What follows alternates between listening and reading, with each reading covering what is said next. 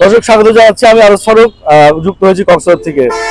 দেশ গড়তে জুলাই পদযাত্রা, এই কর্মসূচির অংশ হিসেবে আপনারা সবাই জানেন যে এনসিপি সারা বাংলাদেশে কর্মসূচি পালন করছে এবং পদযাত্রা করছে। তারই আসলে ধারাবাহিকতায় কক্সবাজারেও আজকে 19 জুলাই এনসিপির কেন্দ্রীয় নেতৃবৃন্দ কক্সবাজারে এসে পৌঁছেছেন এবং এখানে কক্সবাজারের সমুদ্রনগরী কক্সবাজারে আসলে তাদের কর্মসূচি রয়েছে। তো বর্তমানে তারা কক্সবাজারে অবস্থান করছেন এবং কক্সবাজারে কেন্দ্রীয় নেতৃবৃন্দর পক্ষ থেকে এসেছেন সার্জিস আলম, তারপরে এসেছেন নাহিদ ইসলাম, তাসরিম জারা এবং আব্দুল্লাহ সহ কেন্দ্রীয় যে নেতৃবৃন্দ রয়েছেন, সিনিয়র নেতৃবৃন্দ, তারা আসলে কক্সবাজার এসে পৌঁছেছেন এবং এখানে তাদের যে কর্মসূচি রয়েছে, যে প্রথমে যে কক্সবাজারের যে টার্মিনাল যে আছে বাস টার্মিনাল, এই বাস টার্মিনাল এখান থেকে আসলে তাদের পদযাত্রাটি আসলে শুরু হয়েছে এবং এই পদযাত্রাটি এই কক্সবাজার যে প্রধান সড়ক রয়েছে, প্রধান সড়ক প্রদক্ষিণ করে কালোর দোকান লালদিঘি পার হয়ে পাবলিক লাইব্রেরিতে গিয়ে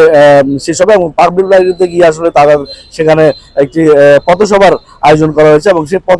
পথসভায় আসলে আমরা যেটা জানতে পেরেছি যে কয়েক হাজার নেতা কর্মী এবং কর্মী উপস্থিত থাকবেন এবং সেই কর্মীদের উদ্দেশ্যে আসলে কেন্দ্রীয় নেতৃবৃন্দ আসলে বক্তব্য রাখবেন এবং বাংলাদেশের যে পরিস্থিতি, সেই পরিস্থিতি নিয়ে আসলে সেখানে আসলে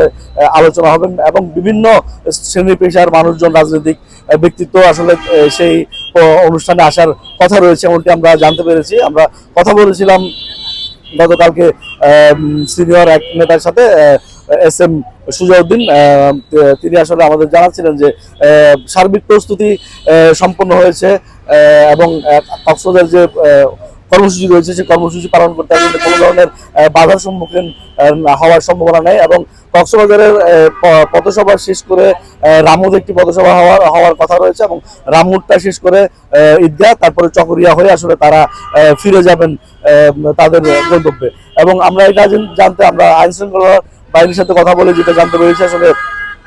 সার্বিক পরিস্থিতি যেহেতু এটা কক্সবাজার একটা পর্যটন নগরী, কোনো ধরনের অলৌকিক কিন্তু ঘটনা যেন না ঘটে সেই জন্য আসলে তৎপর রয়েছে। আমরা আসলে লক্ষ্য করেছি যে গতকাল রাত থেকে